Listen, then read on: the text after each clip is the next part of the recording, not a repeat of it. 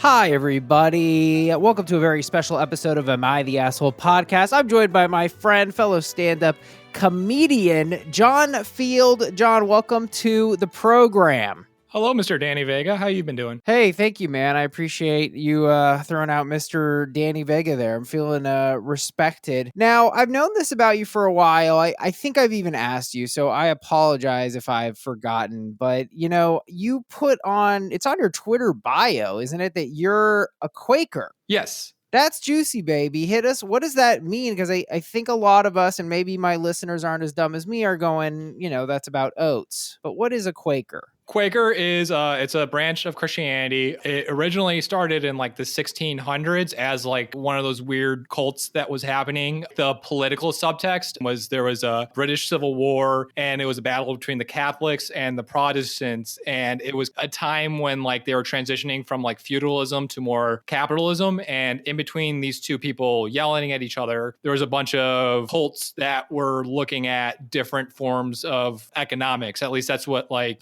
more Marxist kind of scholars look at it. And they had a bunch of like weird names, like the levelers, the quieters, it was all like a noun and then an and the Quakers kind of came out of that from this really enthusiastic Christian sense leader who was a clear cult leader and probably was taking advantage of women. And the center of their religion was the idea of the light of God being in everybody. So that means a bunch of weird rules that are pretty unique with Quakers, which is we don't have any clergy people. When you go to a Quaker meeting, everybody just faces each other in the pews, and if the light of God decides to tell you something, then you get up and stand up and you say it. And also it's known for nonviolence and simple living.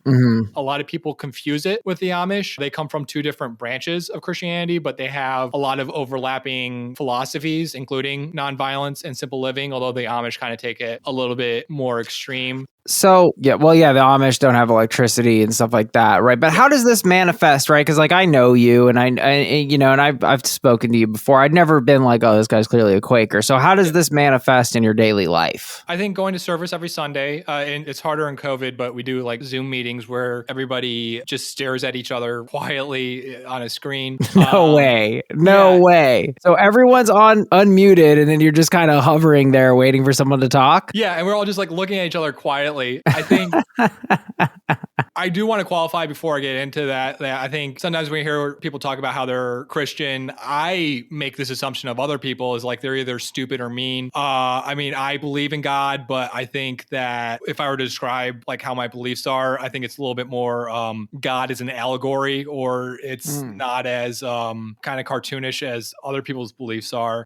I think for me, one of the biggest practices in Quakerism is that idea that the light of God is in everybody. So everybody speaks through the light of God. That means that you, like Christian practice, is more attentively listening to people as they're talking and trying to understand and hear what they say. It leads to Quakers historically were one of the architects of the Underground Railroad. So ideas such as prison abolition is very important to me. And I think... Well, let's go into that a little bit. So you're a leftist on Twitter. Yeah. I think that's a fair classification. You have here in your bio, all prisons are unethical. Yeah. You're telling me this is sort of a belief of Quakers, but go into why do you believe that that's the case? I believe that if you're asking like why Quakers believe it, I think... No, I want to know why you think that. You're telling me that it is supported by the Quakers, though, right? It comes from Quaker tradition. And just like a little quick side note, Quakers established a couple of like, they were originally like prison reformers, and like they invented solitary confinement, so they don't have like a perfect record. Wow, brutal. Yeah. The Quakers got solitary confinement. And what's with the oats? We just got to cover the oats real quick. The oats is a guy who made that logo was not a Quaker. He was dirty. Just a guy. I mean, I don't want to use the word cultural appropriation because it's usually used for way harsher things in culture. But he was like, looked at the Quakers and in like the late 19th century and was like, oh, these guys are trustworthy and honest.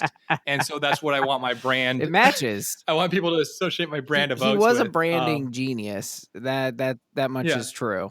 And I was going to go on a side note, like Amish, like that guy that's where like the Amish and Quakers kind of overlap is when the Quakers came over, what the modern dress they were wearing was what the Amish would see in America. And they was basically lacked on, as far as I understand the story, at least this rhymes with the truth. They locked in on that dress style and they didn't evolve over the years as they continued and went through history. To get to the prisons though, I mean, it's really, I mean, there's stuff on different multiple levels. I think just on a personal level, my family was police officers. And I think growing up in a police family, I kind of didn't have the most friendly upbringing. And I think some of what shaped our household was like my father working for a police department, especially as a police chief. I mean, I think, I don't want to make it dark, but he was kind of a tyrant of the house. And I kind of feel like he treated, you know, the way he treated the town was kind of similar to how he treated the household. I think the idea of prisons are just, I could argue in terms of policy, in terms of public health, in terms of crime reduction, prisons do not perform its stated actions. And this is demonstratable by like many statistics across the board. Like just to pick off the top of my head, shoplifting in, let's say hypothetically, New York, the penalty for shoplifting is 5 years in prison. Over in Florida, it'll be 10 years in prison. And yet you don't see any statistical differences between the instances of shoplifting. I think, to quote Angela Davis offhand, I don't remember the full quote, but it's just like what we really do with prisons is just take people we don't want to think about, like the homeless, people who have disordered mental thinking, the illiterate, and we all just throw them in a box and just keep them in there for a while so we don't have to deal with them, or we don't have to directly confront all these shortcomings of our society. Yeah, I mean, like it's everything from like I want to undo the circumstances that I grew up in and make sure that those circumstances aren't repeated in our culture, to the fact that my religious beliefs has a deep history of being antagonistic to prisons, to like just the most practical things of, if you want low crime, prisons are one of the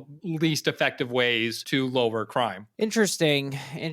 Yeah, I guess, what I've heard about this is the philosophy of, I believe it's retributive, sort of like revenge versus Yeah. rehabilitation. I've always found that to be a persuasive way to look at this, because I mean, I think it's true that for most of this, it is essentially just trapping someone in a box. We're not teaching them, or if we are, it's to a limited extent. So how is that solving the problem? I mean, it's also just horrible. It's a horrible thing to do to Yeah. someone. And it's the Quakers' fault, solitary confinement. So don't Yeah. think you're walking away scot-free. So we got anything on that? What's up with the Quakers? They're, we're chilling. They thought it was they looked at prisons and thought they were unethical. And because this was like right around the same time, Quakers are known as abolitionists, but they didn't come around to there were slave owning Quakers. And I think it was right around 1826, which is also coincidentally around the same time New York ended slavery. At least they took it off their charter. The Quakers also were, in the name of reforming prisons, thought that if you just kept everybody in their own separate box, that would be more ethical and better for their health. Almost immediately, it was apparent that that's not the case. Okay, so they tried it. Yeah. Interesting. I'm not sure where I am on the Quakers. So we also have that they were responsible for the Underground Railroad. So I think we could say they're a good gang of folks. Yeah. That's a big deal. Like when I like think of the history, I think of their shortcomings as it gives me confidence, where in that thing of like, well, I could be making the wrong decision, but like, I don't know, this just thing is like, just as long as like you're approaching something from good faith, I mean, it might have horrible consequences, but I don't know why, but I think just kind of being a part of a flawed ideology that at least is honest and makes genuine efforts to rectify its crimes in the past helps me just find, to use kind of a corny word, guidance in my own life, Sure. So let's talk a little bit about Andrew Yang policy bot. So Yes. Andrew Yang he's now a candidate for the mayor of New York. Is that right? Yeah. You made a Twitter account that is a bot of Andrew Andrew Yang. Is that true or it's a bit? It's not really a bot. You're writing It was these a tweets. bit. It's a Yeah. bit. Yeah. So the bit is that it's a bot, but obviously you're just writing the tweets and you're making fun of Andrew Yang. Well, why? Why are people shitting on Andrew Yang? I don't know if I fully get it. He's a proponent of universal basic income, so you would think that the lefties, such as yourself, would be on board, but yet I see him routinely mocked. So why is this? I think the bot was, I am not a huge fan of Andrew Yang. I think I might, because we have ranked choice voting here in New York City, he might be my fifth choice because I'm worried about Eric Adams becoming mayor, which who cares? I think part of like the format of the joke was I would see, and also candidates that I like AOC or Cory Bush or like Biden will just put these tweets that are just like policy statements or like stuff they want. And it's like, we should get rid of student debt. And meanwhile, early in Andrew Yang's campaign, when he started launching it, he launched his full platform and there was a bunch of really weird stuff there. He had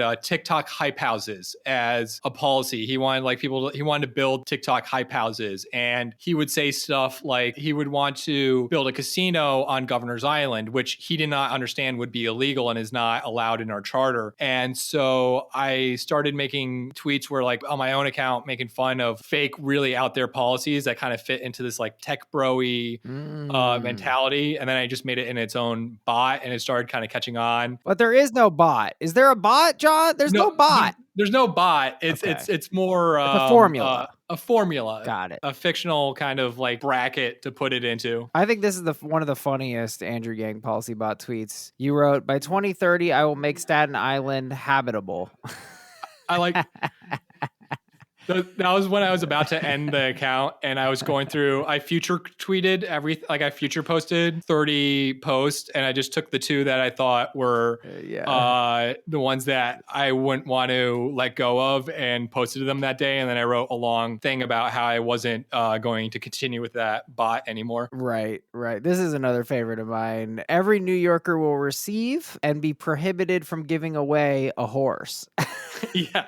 That's very funny. You're kind of making fun of him, like throwing out these like stupid policies. It's like tech bro. It's kind of trendy. It's kind of thoughtless, as you said. Some of them weren't even possible to implement. Is that basically it? Okay. I'm trying to think of my favorite one. It was some of them were like just really pretentious inside baseball stuff because a lot of like New York campaign staffers followed me. So like I was just trying to like in like this dumb Twitter ecosystem of like New York City policy. And one was the Jane Jacobs Highway through Soho, which is Jane Jacobs was a woman. I don't know if you know her or not, but she was a woman who fought against building a highway through Soho. And I like the idea of just naming something after like the thing you crusaded against. That's very funny. I will execute Pizza Rat. That's fun. Well, this is great. So this is good. You're kind of like a local politics wonk. That's how I'm going to think of you now. Local politics wonk, Quaker. Quite an identity. There's another juicy thing about John. We'll get to that in just a sec. Just know, people, we got one heck of an app for you today. Our second story of the day, AITA for ordering 50 trees. It's a fun one. John requested it. We got to do it. But first, AITA for suing to overturn my daughter's adoption. I was in a horrible relationship with a woman I'll call Christy. She was a very toxic person and at best a borderline alcoholic. Hate to armchair diagnose, but she is spot on for borderline personality disorder. Constant paranoia about everyone and everything. Wild mood swings. I realized I had a problem and needed to cut ties with her to move on and fix myself. And that's when she announced that she was pregnant. She stopped drinking while pregnant, but her behavior didn't change. If anything, it got worse. I blocked her for a few months after there was a particularly bad incident that made me relapse, but I had every intention of being there for my child and made sure she knew that. When she would have been 8 months pregnant, a mutual friend called me and said she had had a stillbirth.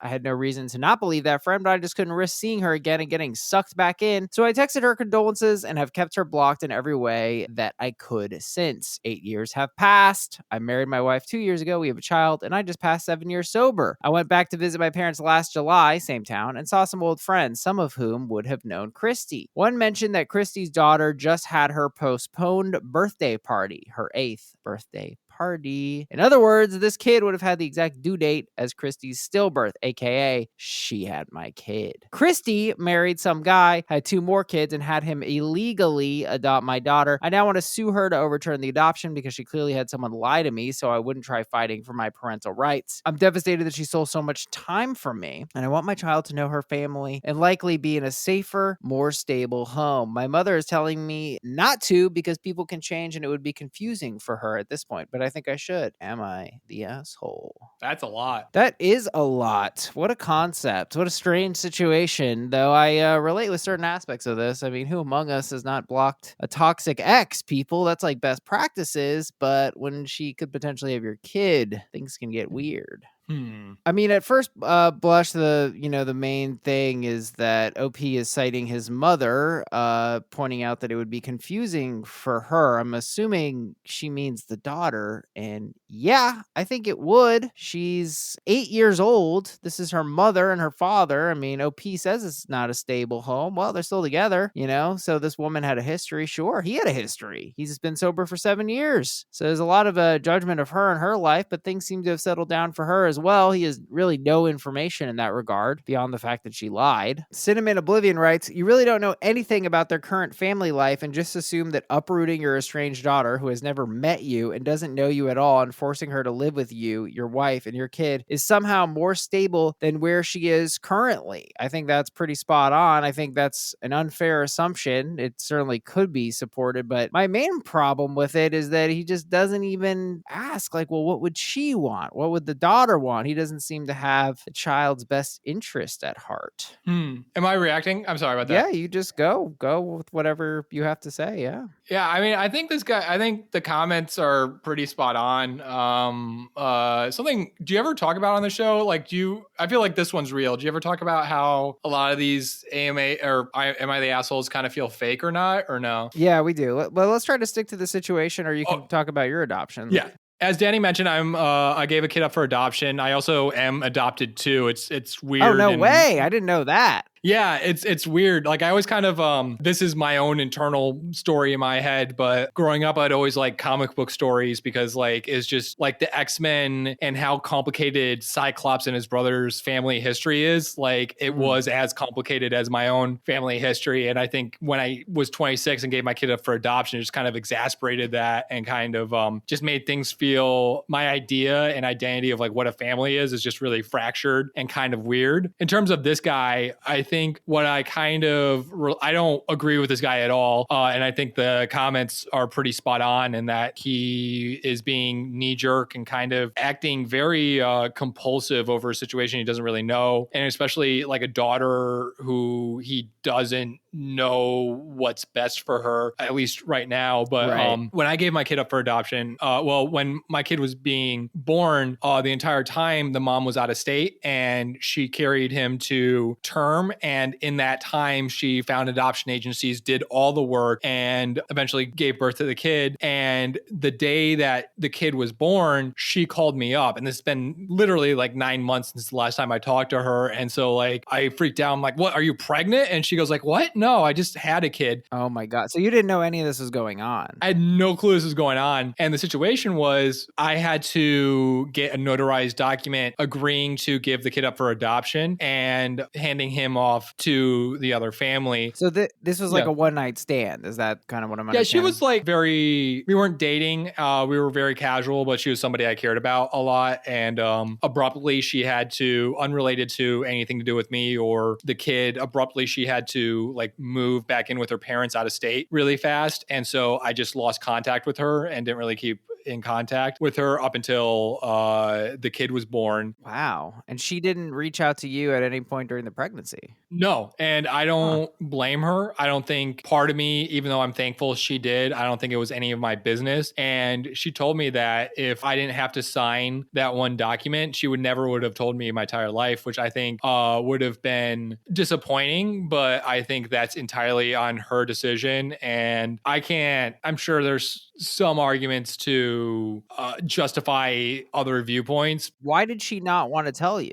She's a person. I mean, I'm trying to think. I mean, she probably won't ever listen to this, and I'm not saying her name, and nobody who knows me really knows who it is. It's a mystery, but she's a person who plays things really close to the chest and is really quiet about stuff. And in the entire time she was living with her parents, she never her parents didn't know that she was pregnant. What And the fuck? How is that even possible? she had one of those, like, I didn't know I was pregnant. Like, she knew she was pregnant, but she like didn't really show as a baby. Wow. And it wasn't until her water didn't break, but she knew she was going to be pregnant. I think she was having contractions, that she turned to her parents and said, like, hey, can we go to the hospital? And they're like, why? He's like, I'm having a baby. And like, it was just I talked to the parents afterwards, and they're like, there was absolutely no time for us to be mad. So it was just like immediately just running to the hospital and having the kid. Yeah.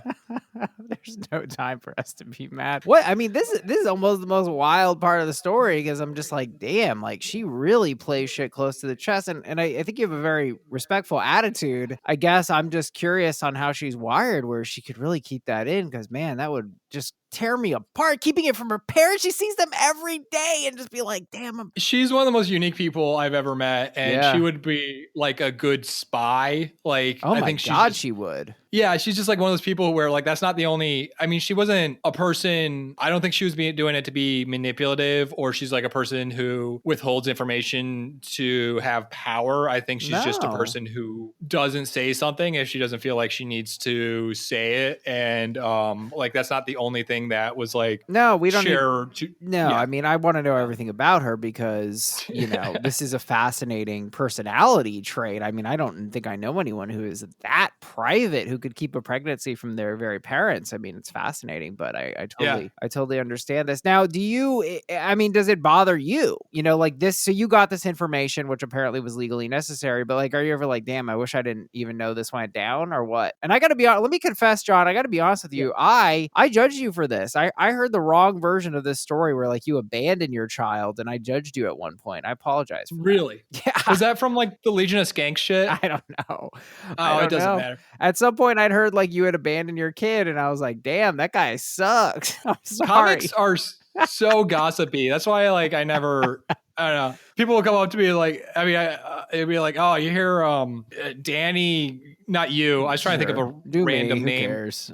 Do you hear Bob killed a guy? I'm like, I'm gonna let Bob tell me that if that actually happened. At the same time, I love gossipy shit. So yeah, my kid I abandoned. I'm fine with how it happened as it happened. Yeah. I think if I had a choice, I would prefer it happen this way. It's an open adoption, at least a quasi open adoption, where I get to send him a letter every year. I send him gifts, and like once every 12 to 18 months, I get to visit him. COVID kind of messed with those plans, but wow. Yeah. So especially as a person who's adopted, I like the idea of, I don't think I'm significantly in his life. And I feel like me writing him a letter every year and sending him presents every year, for better or for worse, is mostly performative and is mostly for me. So I can feel like I'm present and contributing to his childhood. And there's also just the fact that there's a lot of guilt involved, but I think You feel guilty. Say what? You feel guilt. Yeah, I feel guilty, but at the same time, most train of thoughts end with, I had a kid and I gave him a safe home. It's just not my own home. And that's how I try to process it. Whoa, the ball was never in your court. Well, I guess if it had you refused to sign. Yeah. And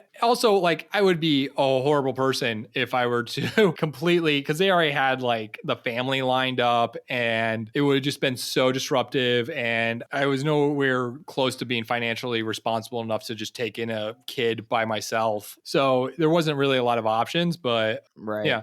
I don't think you need to feel guilty. I don't feel like you did anything wrong. Going back to the situation here, I think an interesting point is that if OP can kind of sober up from this kind of impulse and this knee-jerk reaction of being like, oh, we need to rip her from her mother, and be like, I do want to be involved in this child's life, you know, even to a limited extent, that if he can approach things with discretion and care and tact, that's potentially an option. reaction. That's a good reason to approach this very carefully. Yeah. And I feel like if I read between the lines, I think whatever this event in his life and whatever this like revelation probably happened like really recently. And he's kind of acting out of like impulse. And I'm assuming that if this guy, from the context clues we have, is he's sober and has a good, excuse me, support network, apparently, you know, with like a wife and a mom who talks to him. I kind of hope that maybe that would be the option he ends up choosing, or, Yeah. you know, something that's less dramatic and less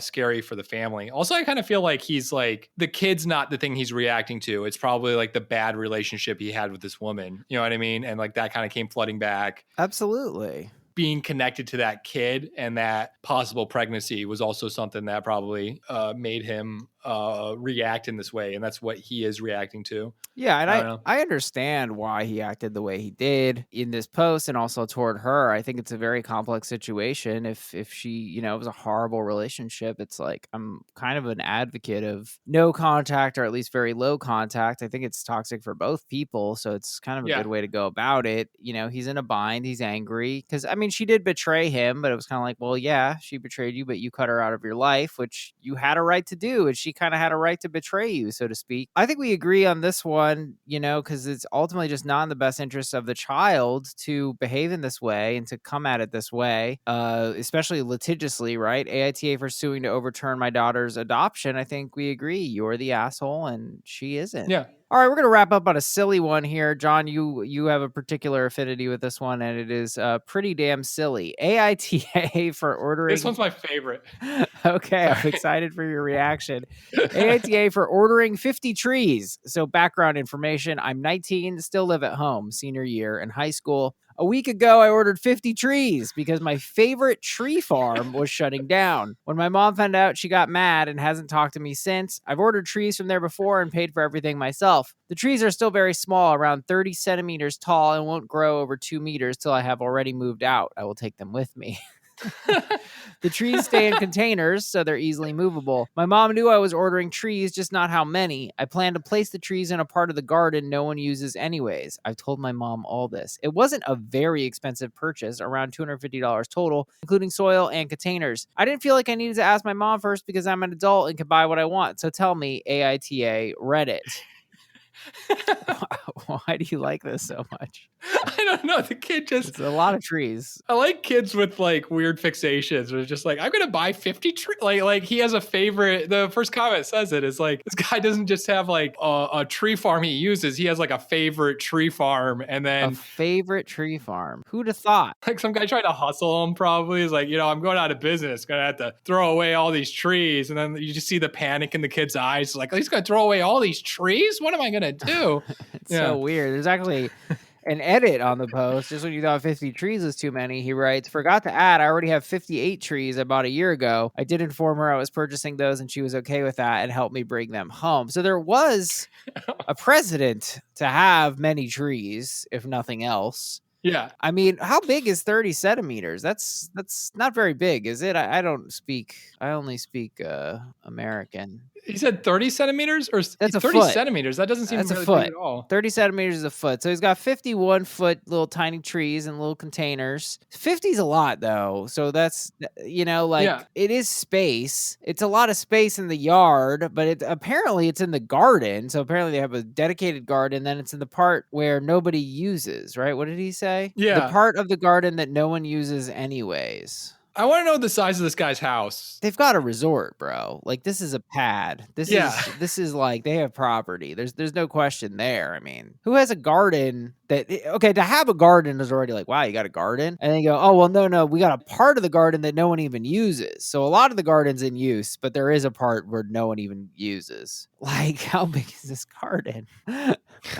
Like, this is incredible. I want to know where a 19-year-old is going where he can bring 50 trees with him. Yeah, he's apparently going to buy his own ranch house. Yeah. It really leaves more questions than answers about this person's lifestyle. This is You Not a Ploopy, which is pretty fun. Pretty fun name. It appears that this is his only post. He's got a couple other posts, but nothing really too telling here. Does anyone know where you can watch French cartoons for free? I mean, I just wish he would post a picture of his parents' house. We can only hope. Oh, there's an update. I didn't even know this. There's an update. Oh, they deleted it. They deleted it, No. and somehow the auto mod doesn't even have it, so we'll never know what happened. Ugh, what a tragedy. What happened? Update. There's an update, and they deleted it, but there's no way to get to it. Oh, what a tragedy. It's just gone. Wait, did you try archive.com? I mean, to Hail Mary. Let's try it. Wait, 1 second. Oh, it's not available. Well, what a shame. We'll never know what happened to these 50 trees. Nonetheless, some opinions here. Satan's 12-inch right. This guy sounds like the guy you hear about in math problems. He's got 14 apples and he sold 12 apples. Steinbabe writes, what the F is this noise? Who has a favorite tree farm? What the F are you doing with 50 trees? Too weird. I mean, it's not. I can foresee that, you live in a rural part of the country. Respectable _ coyote YTA. You should have asked if you can store 50 trees in your mom's garden for 2 years before you ordered them. That's my main charge. It's like, this is simply a large object or set of objects.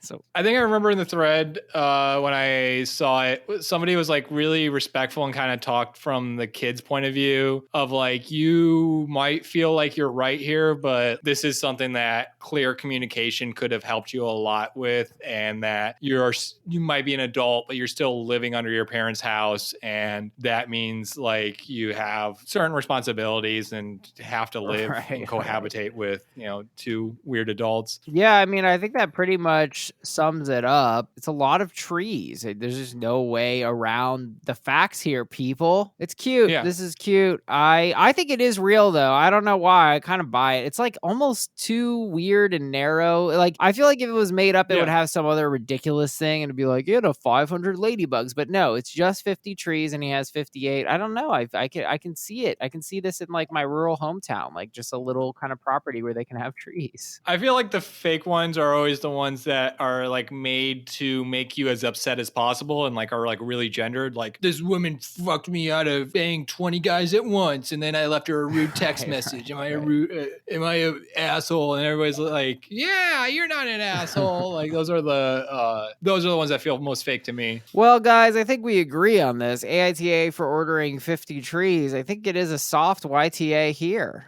Right? Yeah, with room to grow. It's okay. I love it. John, thank you so much for joining me. You guys can follow John at America's Comic, a great handle. And you can follow Danny Vega on YouTube and other things. I don't know your addresses. I'll tell you guys, if you go to John's Twitter here, we'll try to throw this in the bio. He has a video essay about his cat that's actually fantastic. You guys know I'm not a big fan of cats, but it's a great video essay that you made about your cat. So I recommend that, folks. Yeah, I think you can find it on YouTube.